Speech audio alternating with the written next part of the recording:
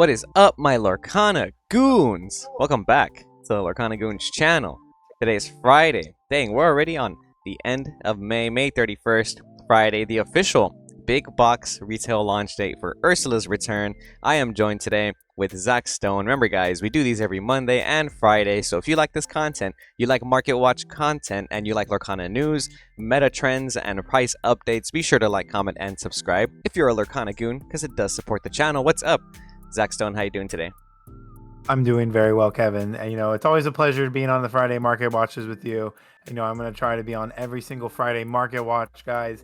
A big shout outs to everybody I saw at the DLC in Atlanta. I had a blast, Kevin. Everybody knows Kevin got top 16, and I'm so proud of my boy. But honestly, thank you to everybody that approached us, said hi, asked for pictures. It really means a lot. And honestly, the support for the Goons was there, and I loved it. You guys made it a great showing. Oh yeah, that experience was wonderful. It was magical, and I'm still working on the breakdown, the recap video for Atlanta. I know it's gonna be a little late, but I mean, with the whole Pixelborn news and all the other stuff that's been happening this week, I feel like it was a little tone deaf to talk about my adventures in Atlanta. But if you didn't know, there's some news that happened this week. Pixelborn, the online simulator that most people use to play Lorcana, is going to be shut down in June, and this has caused some speculation for some players, some collectors, some investors to believe that the game is going to slow down. There's going to be less people playing the game for sure. That's just fact. No, there's no online client now. Pixelborn was unofficial, but it introduced a lot of people to the game, especially when Lorcana isn't printed in worldwide languages yet. We're still waiting for I believe the cards to be printed in Asian countries and certain Latin countries and stuff like that. And Pixelborn let people play the game where the game isn't available for them yet. So like it was doing a lot for the Lorcana community, and now that it's going to be gone post June 15th, there are some people that are worried about how it's going to impact the market. But we're going to talk about that. We're going to talk about the new meta trends and talk about how Ursula's return is now available at your big box retailers. So be sure to start looking for these at Target if you want to pick up some booster boxes. You can find them for less than MSRP. $111, lowest verified by Kit Kringle, with $10 shipping, so around $120 is what you're expected to pay for the booster boxes. The Illumineer's Quest, this is going to be reselling for still close to $100. Lowest verified is $85 with shipping included, but they were selling for more than $100 as of today on the big box retail date. They are a little bit cheaper. Zach, what are you thinking? I think that this price could go down just enough where people are a little deterred from wanting to buy them out on the shelves.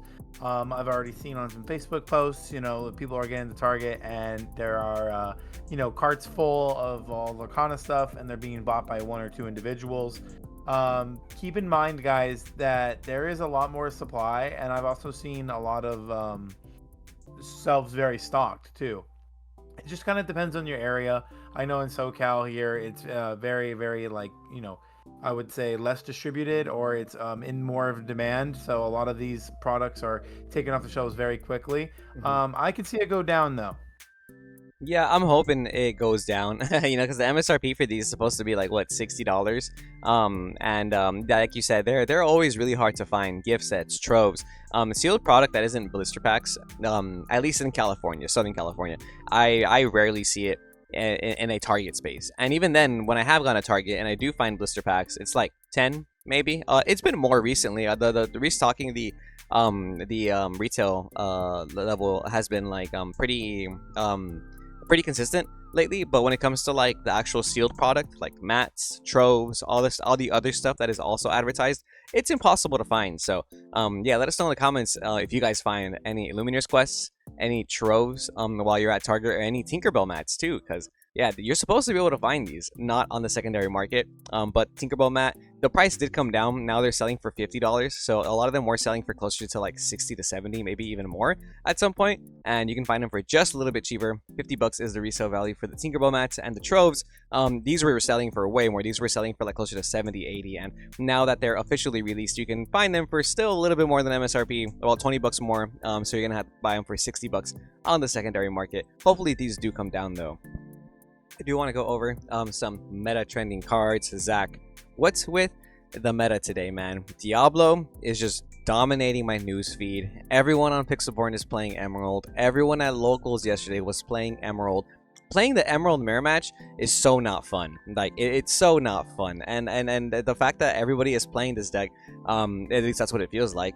It means there's no surprise why Diablo is going to be a $60 legendary today, $57.94. That's with shipping included by Vortex TCG. Almost $60. Cold foils. There's only 14 listings left. Look, they're already $70. Remember on Monday's Market Watch when I was saying you might as well buy Diablo at 60 when the non-foils were 55?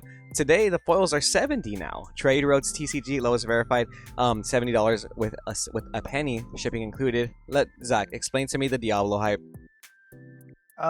Explaining it to you is as simple as telling you how good in combination this card is with the mighty Buckaroo, the 2-drop Bucky from Rise of the Floodborn. He is an inkable 1/1 with Ward, and his ability says when you play a Floodborn character, each opponent chooses and discards a card. A lot of you are familiar with this card, and if you aren't familiar with this card, I would expect to get familiar with this card because it is very much dominating the scene here in at least from what I can tell on Pixelborn. A lot of people are trying other decks, but most of the time Emerald Steel seems to be always doing well. This is a Floodborn character that requires no ink to shift. It can just be played by discarding a card, and there is a 1-drop Diablo, so you can essentially play this on 1, play that Bucky on 2, and this on the same turn and get a discard off. Its ability is very strong.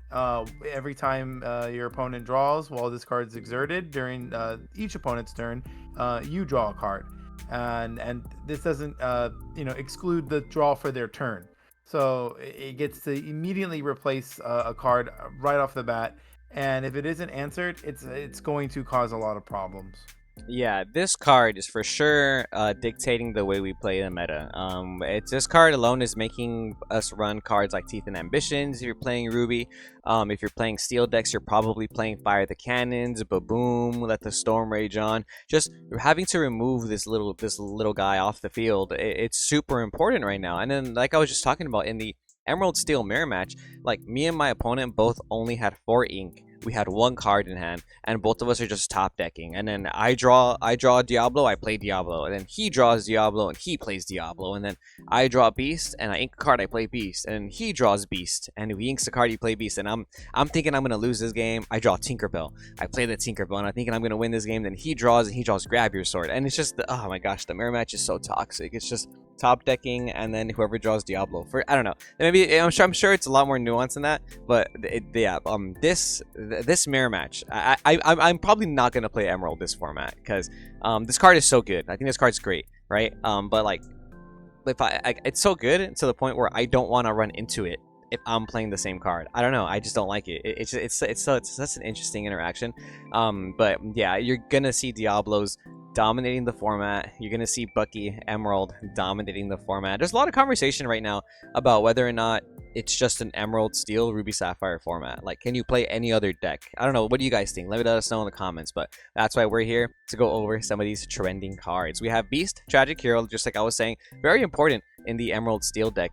You end up in a top decking battle, and I strongly feel if you can just top deck more beasts than your opponent, you're probably going to have a better chance at winning, which is why lowest to verify today is going to be $55 for a non-foil Beast Tragic Hero by the Lorcana Mama. Shout out you. And the cold foils are going to be $62, lowest verified by Cupcakes Cardackery. Okay, so $62 for the cold foil beast. I don't think that's a bad price at all, especially compared to right here in the middle of April when they were selling for $90 for the cold foils.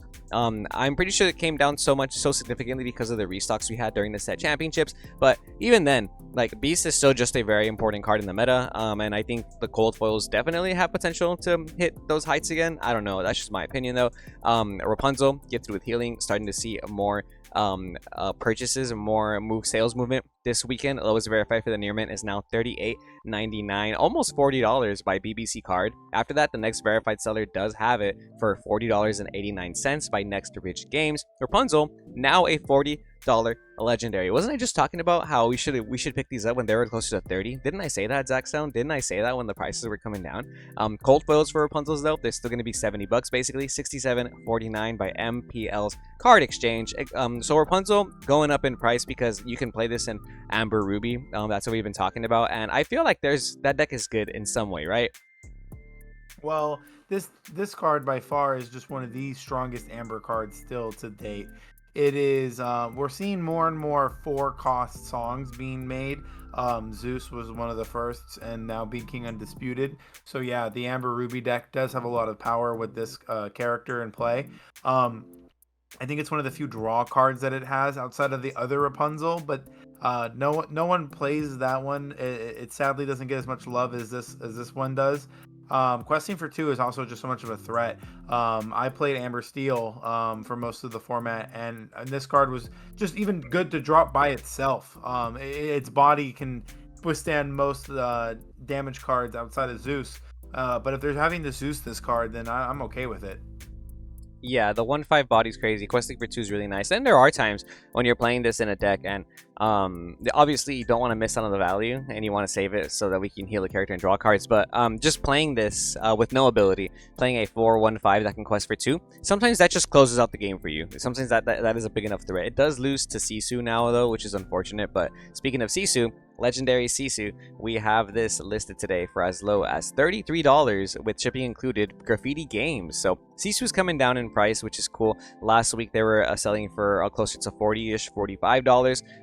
This week they're way cheaper, a lot. Well, actually as of today, right? And then yesterday, because now you can find them like way more restocked. They're gonna be closer to $30 to $35. So I was kind of talking about waiting a little bit before buying, your playset of Sisu's, because who knows if you play 4 Sisus in Ruby. And like we were saying, the prices do tend to kind of settle down a little bit on the Friday release of the big box retail date. Even just like $10-15 is a significant difference for me. I feel a little more comfortable picking up some Sisu. So Zach, give me back my $15. I'm just kidding. So the cold foil Sisus are going to be $45, basically $43.78 for the lowest verified cold foil by Cider House. So if you picked up Sisus last week, you were basically paying the same price that you would have paid this week for cold foils. So if you picked up some non-foils for $45, you could have waited this week to pick up some cold foils for $45. I'm just saying, maybe next time you might want to wait till the actual big box retail release. And now I'm really considering buying some cold foil Sisus because I like this card. I think this card's pretty good. Zach, I'll admit, I was wrong. You were right. The card is definitely meta-defining. A Robin Hood, Champion of Sherwood, awesome card. Still selling for less than $40 for the near mint non-foil. Game Nights Pomona has you for $36.45 for the Robin Hood Champion of Sherwood. And the cold foils, lowest verified, not even on the first page. You can get a bunch of non-verified sellers for less than $50. But paper or plastic is going to be the lowest verified for $49.97. So if you want to get it online, you'll probably end up paying $50 for the cold foil. But in person, maybe you can, find someone to sell it to you for just a little bit cheaper. Do you like Robin Hood Champion of Sherwood this format, Zach? I feel like it's seeing a lot of play in Emerald Steel, but I'm not sure how important it is. I personally have it in my list. The Floodborn shift on 3 just curves out very well with Bucky. You do have the Robin Hood Goons as well. The stats 3-6 tend to be very, very strong against anything that is not Ruby. Ruby does not, I would say, can deal with this card very effectively. There's characters like Maui, Madame Medusa. In combination with Ice Block, you have Sisu. And I will be honest, this is a card I look to ink outside of playing it on turn 3 shift if I have to. If I have other plays, then I look to probably make other plays because this card doesn't do the same job that I would say like a Beast Tragic Hero could do, for example, or just Diablo. Diablo just being much more of a threat and honestly like replacing itself and getting more cards if they can't deal with it is a lot better. And you don't commit as many cards because you're not really shifting too much on Diablo, and you also don't mind shifting on Diablo, especially when it's on turn 2. Yeah, Robin Hood Champion of Sherwood, it kind of felt like it was not dominating the Inklands format, but it was super powerful. Like, against a lot of matchups like Amethyst or even just like Steel, mirror matches. In steel mirror matches, I feel like having access to Robin Hood first in the opponent was like really important. And now it feels like having Sad Beast when your opponent doesn't have Sad Beast, or having a Diablo when your opponent doesn't have a Diablo, is a little bit more important than the Robin Hood. So that's like kind of why I was asking, like, where does this really fit in the format? Like, is it really just the shiftable Floodborn you need? Obviously, a 3/6 is just strong. Gaining 2 lore when you challenge is really good. So I imagine for the mirror match, this card's still very powerful, but yeah, maybe you just want more Sad Beasts for your top decks than Robin Hoods right now, you know?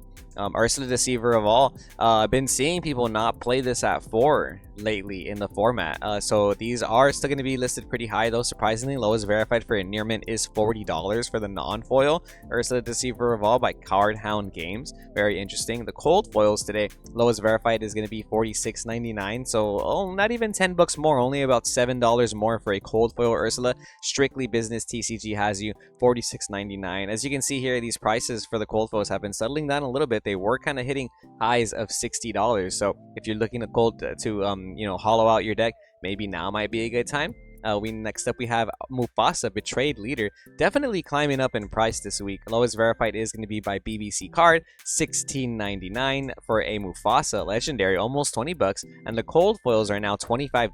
Cupcakes Card Accuracy has you for $25 with $1.22 shipping. I imagine this is going up because Amber Amethyst Mufasa got first place at the Lorcana Challenge, the very first Lorcana Challenge in Atlanta, which was the one that we were playing. The guy who got first place is the guy who actually beat me, so I actually lost to that Mufasa Amber Amethyst list, and I think that deck is really good. I think that deck is very powerful. Mufasa decks in general are very good this format. However, we're still in the very beginning of the format, so unless you've been really testing the Amber Amethyst deck list, and maybe you have a specific list for set 4, maybe be a little patient with building that deck. At least test it out for sure, because that deck is for sure good in set 3. I don't know how good that deck is in set 4, and not to say that it's like a bad deck or anything, because I think that color combination is really good. Somebody in our locals was actually telling me, bro, you have to play yellow purple this format. It's such a good color combination. It's so good, and I didn't really understand where he was going with it, because he was like, you don't even need to play Mufasa. You know what I mean? So that yellow purple deck that got first place was also playing the combination of Fairy Godmother, and because of that, obviously Fairy Godmother just shooting up in price as well. These meta trends dictating these prices. But like I said, that format, that was Inkland's format, guys. The deck wasn't even built for the Ursula's Return format, so you're gonna have to like take that into consideration when you're building these things. Sisu wasn't in the format, Diablo wasn't in the format, so those are things to consider if you wanted to build that deck, for example. But right now, if you have some of these cards, maybe you want to get rid of them because of how high the pricing is today. Lowest verified for the Fairy Godmother, this card used to be $2, $3 for the non-foil legendary. Today, lowest verified is going to be $7.75, so almost $8 for this legendary now. The cold foils are going to be $20. Wow, oh my gosh, $20. Lowest verified by KVP Cards and Games, $20.11. This is a $20 legendary now. That's actually insane, right? Perdita, lowest verified today is going to be $8 by TCG Card Kings. Very interesting. So like I said, same thing. This card used to be about it was about $3 to $4, and we even brought this up in the Market Watch a while ago, a couple videos back. I know somebody mentioned it. We were talking about how we thought Perdita was a really good card. Then just picking up cold foes because they were only about $10, less than $10 was such a good come up. And today the cold foes are going to be as low as $15. BBC Card has you for $14.98 for your cold foil legendary Perdita. So like I said, if you want to build that deck, it's obviously a pretty good deck. Maybe practice with it with some friends with some proxies, or play online on Pixelborn or something before you commit to buying some of these legendary cards that used to be $2 to $3 and now they're almost $10, right? Because the deck won a tournament from a format from a couple weeks ago. Lucky Dime is a card I want to talk about. It's been going up in price again, sitting at $10 today. $9.99 is the lowest verified by Blue Black Control. These were selling for closer to $6 to $7 a couple weeks ago when the format was changing, but now that we've seen how powerful Sapphire still is, you're gonna need your Lucky Dime. So like I was just saying, a lot of people, myself included, think that the only 2 decks you can play right now are going to be Ruby Sapphire and Emerald Steel. And in Ruby Sapphire, you're more than likely playing at least 1 to 2 copies of Lucky Dime. So it's no surprise why it's back up to $10, no longer in that $7 mark. And I do think you guys should get them before they keep on going higher and higher, because the Sapphire deck is just really good this format. Those verified for the cold foils are going to be $13.99 with 79-cent shipping, so $15 for your cold foil Lucky Dimes. Surfer Stitch still less than $10, not a bad card in this format. Summon Strategy has you for $9.75 for the non-foil, and the cold foils for a near mint are actually pretty cheap, less than $40 today by Eli's Gaming Galaxy. So if you ever wanted to hollow out your decks, right now some of the legendaries are pretty cheap compared to the way they were. Next up, we have Maui kind of going up in price just a little bit over that $10 hill again. Lowest verified is not going to be on the first page, so if you want to get it for a little more than $10, you can go to the first page from some non-verified sellers. But lowest verified is going to be $10 with $1.25 shipping by Ellie's Gaming Galaxy, and the cold foil Mauis are still around $15. So I'd rather just get $15 for this staple. I'm glad I got my cold foil Mauis because I bought them at 15 and they've been going up and down. They've never hit less than 15 cents, so that's kind of nice. Mickey Mouse BLT, the cold foils are really cheap right now, only $53 by Banana Bird Collectors for the Mickey Mouse Brave Little Tailor. Tamatoa, so shiny. These are some pretty cool cards I also want to go over. These are now $5 for the non-foils. Team Mewtwo has you for $5 with $1 shipping. So if you're gonna play Ruby Sapphire, you're probably gonna need to play Tamatoa as well, or any Sapphire variant. The cold foils are pretty cheap though, only $8 with 53 cents and $1.22 shipping, so around $9 to $10 by Cupcake Cardackery. Not bad when the non-foils are already $6, right? I'd rather just pay a little bit more for the cold foil Tamatoas. Those so shiny Tamatoas are shiny when they're foil. I personally only have a couple. I'm not too much of a Sapphire enjoyer, but I definitely think that this card is a good price for the cold foil. Yeah, definitely, especially because of how impactful it is in Sapphire, bro. Comboing this off with Lucky Dime, you know, like having Fortispheres and Popsicles, and then you're able to play this and get back your Lucky Dime. You're putting your opponent on like a 4-turn clock. You know what I mean? If they don't have constant outs to Tamatoa, or if they're playing a deck like Amber Steel, Emerald Steel, and it's already late into the game, those decks have like very minimal outs to Tamatoa. So this is a card you have to respect. And a lot of times when I'm deck building, I tend to ask myself, do I have an out to Tamatoa in this deck? You know, am I playing Tremaine? Am I playing Dragonfire? Am I playing World's Greatest Criminal Mind? Because you have to respect this card, and it's no wonder why it's kind of climbing in price. And I'm honestly surprised the cold foils aren't even more expensive. A Whole New World. Can you believe this card is not like the scariest card of the format right now?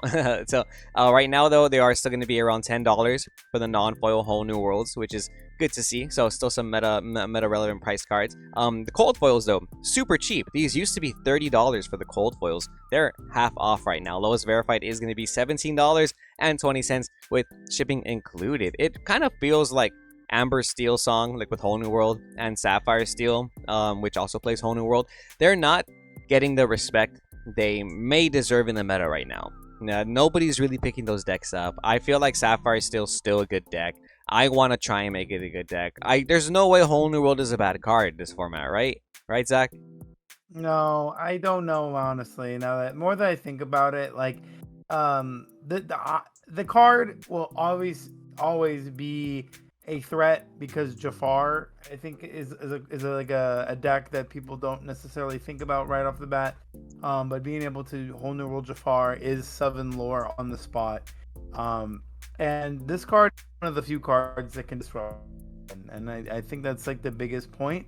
However, most decks now have a lot of cards that they can play with, so you're not really like stopping them from being able to play the game. You're only stopping their initial game plan. But when they have 7 new cards to work with, they can adjust to a new game plan. At least most decks can now. So that's personally why I think this card is not as good as it was in set 3, and definitely not as good as it was in sets 2 and 1. So there is a big reason why this is seeing less play now, and I think that is a good reason why. And if there's more that I haven't mentioned, I'm sure there is. It'll come to find out over time whether this card remains semi-staple or this card actually gets kicked out to where it's no longer seeing play. Yeah, really good point you mentioned there about how decks now have like a more than one line of play. The thing about Whole New World that made it so broken in the last couple sets was that like this was the only card that disrupts your entire mulligan. Yeah, sometimes you could probably hit them with an Ursula or a Bare Necessities, and you can you hit their Fishbone, you stop their turn 2 play. Well, like, if you sing Whole New World on turn 2, turn 3, you're getting rid of your opponent's entire curve. If they were digging for certain cards in their mulligan, a 1-drop, a 2-drop, a 3-drop, a 4-drop, you completely just ruin their game plan. Sometimes, like, they keep a Fishbone Quill in hand, and then they draw another one for a turn, and you Whole New World them. You've gotten rid of 2 Fishbone Quills just because your opponent was doing the right plays by doing a mulligan. But and like you just said, in these newer decks, like Emerald, Steel, Ruby, Sapphire, there's so many more versatile low to the ground cards now that just let you, like, have multiple turn 1 plays, multiple turn 2 plays, heck, even multiple turn 3 plays now, where, like, yeah, you can get rid of your whole hand and draw 7 more, but you'll probably still have a combination of, like, Scuttle Popsicle now, or something, something nice you can kind of, like, follow up with, right? But let's go Most on. definitely. Yeah. This card is just a very, like, high roll card. So it can either win you the games, or it can actually just be one of the worst cards to play. Yeah, no, I've lost plenty of games where I feel like, okay, let's draw into the Be Prepared off these 7 that my opponent's making me draw, and I never draw it. And then there's games where my opponent does make me draw 7, and I draw a double Be Prepared, and I'm like, oh, well, game over for you, because you just gave me 7 cards, So yeah, it's one of those cards. I don't know how I feel about this format, but that's no surprise why it's coming down in price. So if you want to pick these up right now, they're a lot cheaper than they were before. Be Prepared as well. These are definitely cheaper than they were before. Used to be more than $10. People were playing these at $4. It was mandatory. Now, lowest verified is going to be $7.97 by Rise's Card. Shout out you guys. People are taking this card out of their deck. Some people not playing it at all. Some people only playing like 2 copies of it nowadays, because you can play the Ruby Sisu that we were talking about in the beginning of the video, because that's kind of a board wipe in itself, especially if you're combining it with Ice Blocks. And this is a 7-cost uninkable song. It takes so long for you to be able to use this sometimes, and oftentimes you're playing against so much Emerald in the format, you don't want to have a Be Prepared in your hand when they play an Ursula Deceiver. So just not, that's the reason why it's coming down in price. I think the card's an unnecessary evil, though. I think you need to play this card, this format, though. As much as I dislike this card, as much as I hate drawing multiple B preps, I think you need to play at least 3 of this card in this format, because Emerald is too good. Fishbone Quill, another staple, just going up in price. These were less than $5 in the beginning, at the end of Inkland's format, and Zach and I were telling all you goons, pick up your staples, pick up your staples. Today, lowest verified is going to be $5.41 by Team Mewtwo, with $1 shipping. After that, next listing is $5.50 with $1 shipping. So almost $6 now for your Fishbone Quills, and the cold foils are now $11.34 with $2 shipping. Almost $14 for your cold foil Fishbone Quills. Isn't that cool, Zach? Yeah, I'm a huge fan of the staples, like, I would say going up and down. I like how, like, nice and healthy the market kind of looks, and it does reflect more about, like, what's doing well, what's being played. Keep in mind, guys, with all the news of Pixelborn going down, people will now need cards to be able to play a lot more effectively if they still choose to do so. Again, a lot of people won't have the option to buy cards because of how their circumstances are, but those that will, I believe they're going to buy the ones they need. This card is a staple in Sapphire decks. Yeah, it's 100% a staple in Sapphire decks. I think out of every card from the first chapter, this might be the card, alongside stuff like Rapunzel, maybe Ariel, the cards that for sure, like 100% staples, never gonna be bad. Like, yeah, Fishbone Quill could have been a legendary, but they blessed us. They made it a rare. This could have been a legendary if they really wanted to, but it's a rare. Strength of a Raging Fire, lowest verified today is gonna be more than $5. Team The has you for $4.99 with $1.22 shipping. Pretty expensive rare in my opinion, from the set 2, and the cold foils are going to be $10 now. Double a poke today is going to be $9 with $1.22 shipping, so around $10 for the cold foil strength, and non-foils are going to be around $5. I think this card's like super crazy in Emerald, this format. I know I said that some people aren't playing for Ursula, but like, you just need a removal in Emerald for that mirror match, dude. And like, Zeus is too high cost, it's uninkable. uninkable. Fire the Cannons is uninkable. Baboom is inkable, but it's super weak. I think Strength of a Raging Fire just does so much for the Emerald Steel deck right now. And then being able to sing this twice with Ursula means that you have outs to cards like Tamatoa. Yeah, this card's really good. No surprise why it's $5 today and $10 for the cold foil. Madame Medusas. Check this out, Zach Stone. We had an interesting, what looks like a buyout. I don't know what's going on with Madame Medusa. Jumped from a $5 cold foil to a $20 cold foil overnight is what it's looking like. Trade Routes MTG has you for the lowest verified of $19.94 for the cold foil Madame Medusas. And quite frankly, I have been waiting for Madame Medusa, Madame Medusa to see the respect she deserves, because they were selling for like $5-10 for the cold foils. $20 for the cold foil. This is probably one of the best cards in Ruby, and it outs like everything. What's going on? What do you think? Well, everyone likes their shiny cardboard, and this is by far one of the most powerful Ruby cards that they've printed.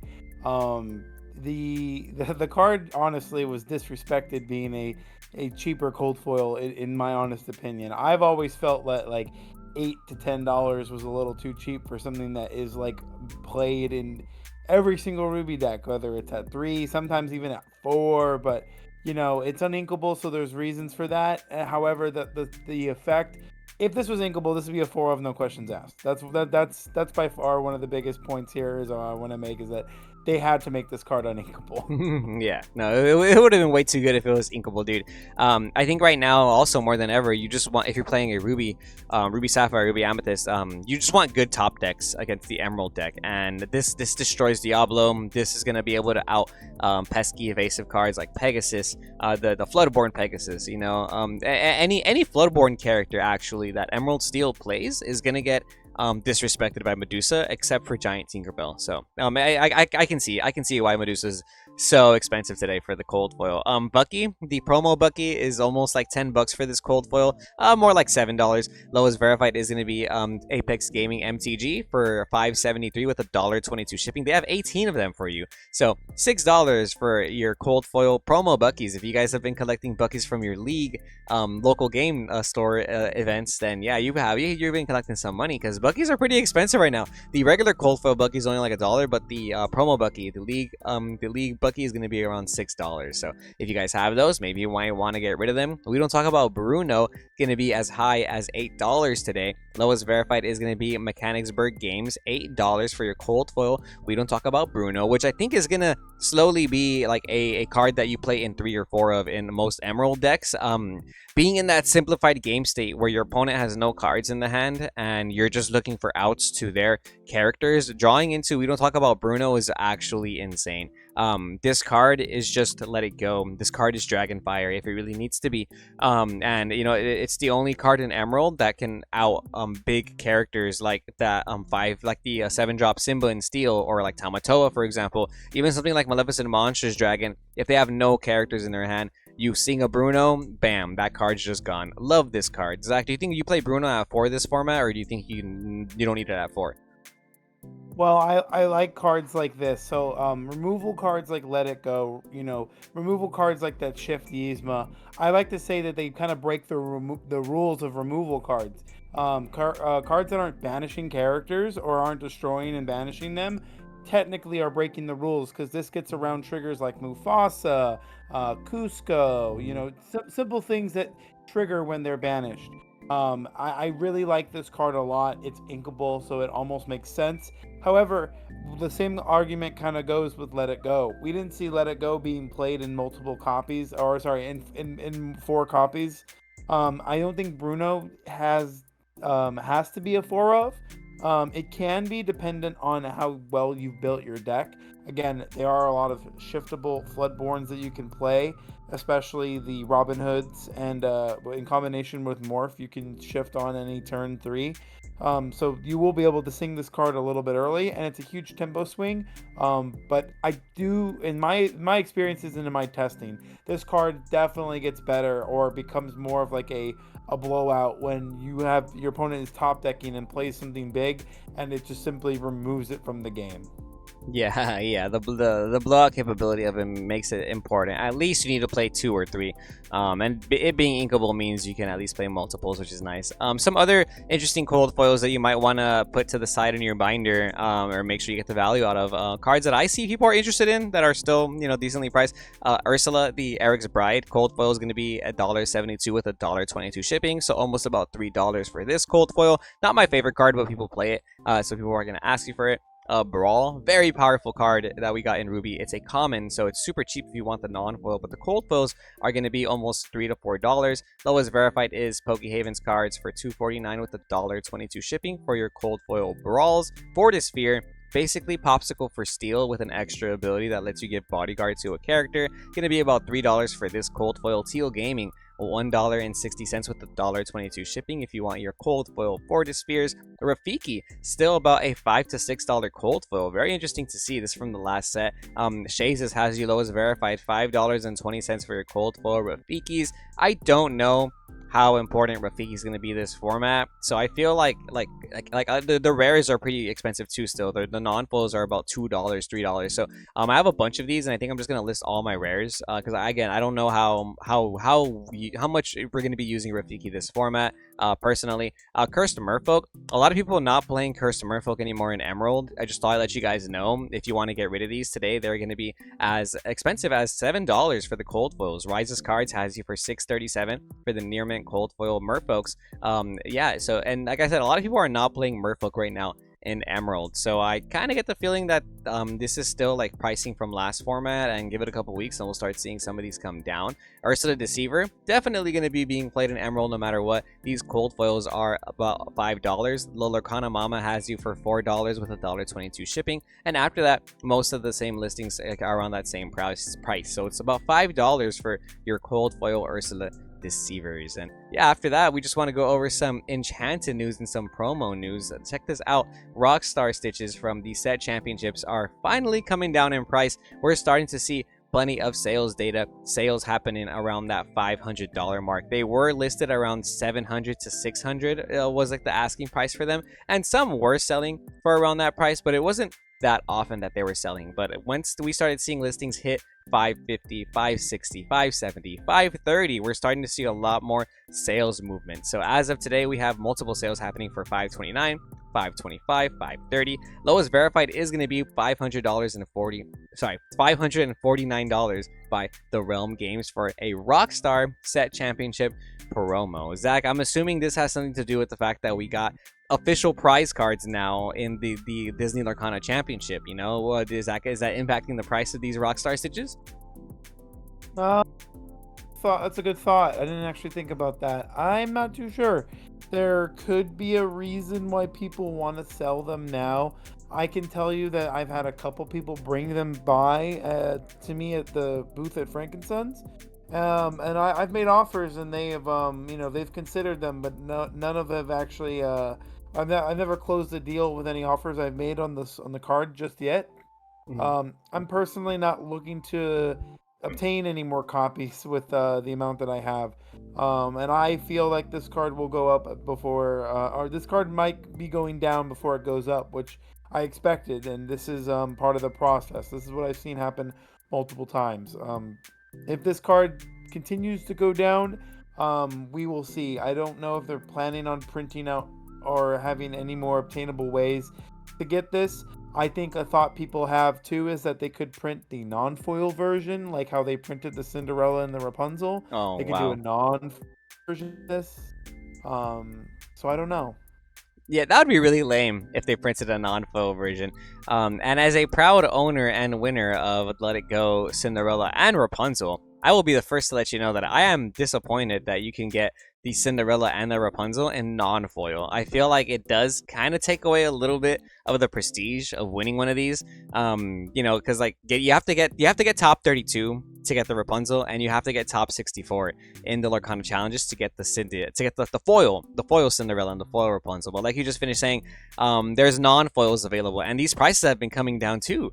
These were selling for around $400 to $500 the weekend of the Disney Lorcana Challenge. And as of today, the non-foil Rapunzel is selling for $250. Plenty of sales to back that up. $255, $259, $279, $300-ish. Lowest verified is going to be $269 by Card Crack. Shout out you guys. So if you want to pick up your non-foil version of the Enchanted Rapunzel, they're less than $300 today, no longer in that $400 to $500 mark. Same thing with Cinderella Stoutheart. It only took about a week for the non-foils to start crashing down in price, no longer asking for $400 for these. Some sales happening for $269, $280, $255, even $300. So I would say the most you should pay for these is probably $300, maybe even. I would even say maybe even $250 is what you should be paying for some of these non-foils. The Net Games has you for $280, lowest verified for the Cinderella. And if you want a cold foil on TCG Player, there's listings for $4,500 and $5,000. That's the cold foil one though. That's the actual prize card you win for Top Cut. And there's only one listing available for the Rapunzel, and it's at $30,000 on TCG Player.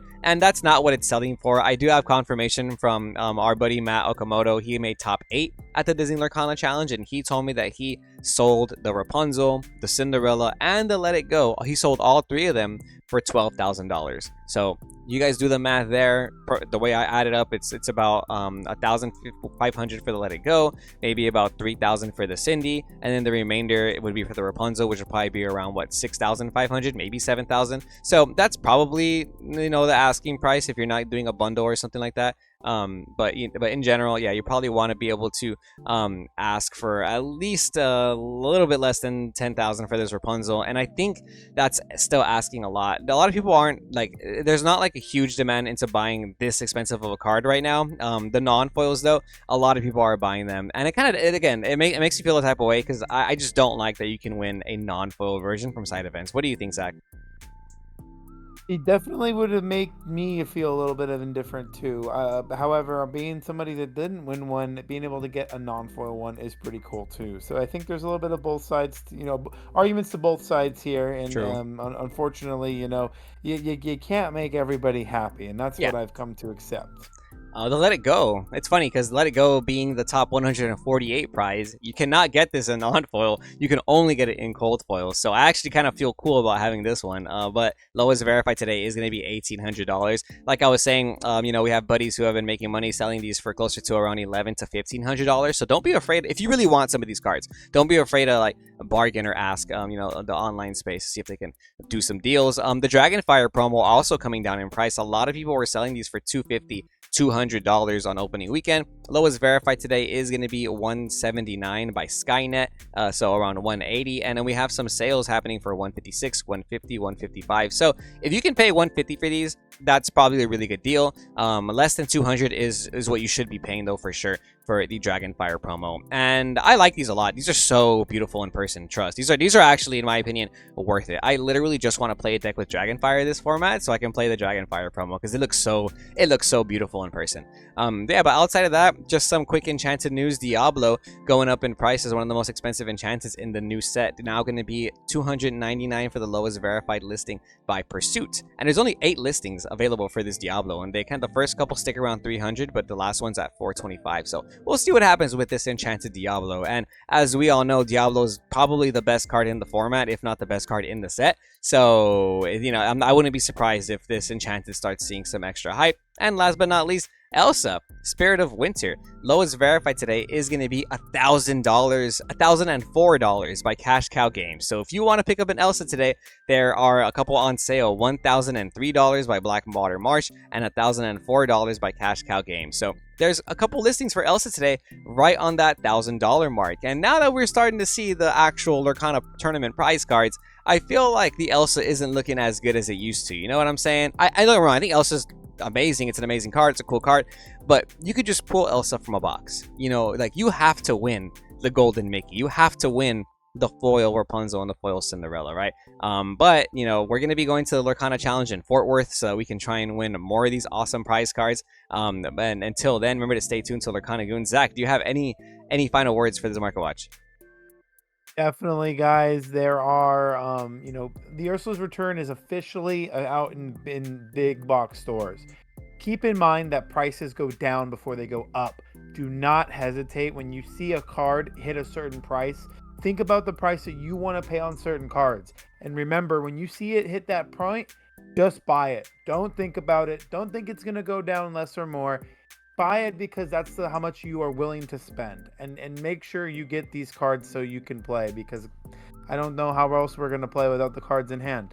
Literally, right? And that's what we got to get used to, man. Now we have to actually go outside and play the game instead of playing online simulators. And yeah, I'm pretty sure that's going to impact the sales as well. So maybe start picking up some of these meta cards that you need for your decks today before everyone else starts picking them up as well in these next couple weeks, and the prices start shooting up again, because the Lorcana challenges are happening very, very soon. Chicago's next week. Then we have Fort Worth after that. And then we have a bunch of other set championships happening in July. So now's the time to prepare for Ursula's return format. Stay tuned to Lorcana Goons for all your Lorcana information, deck lists, anything else. Be sure to like, comment, and subscribe. And we'll see you Goons next time.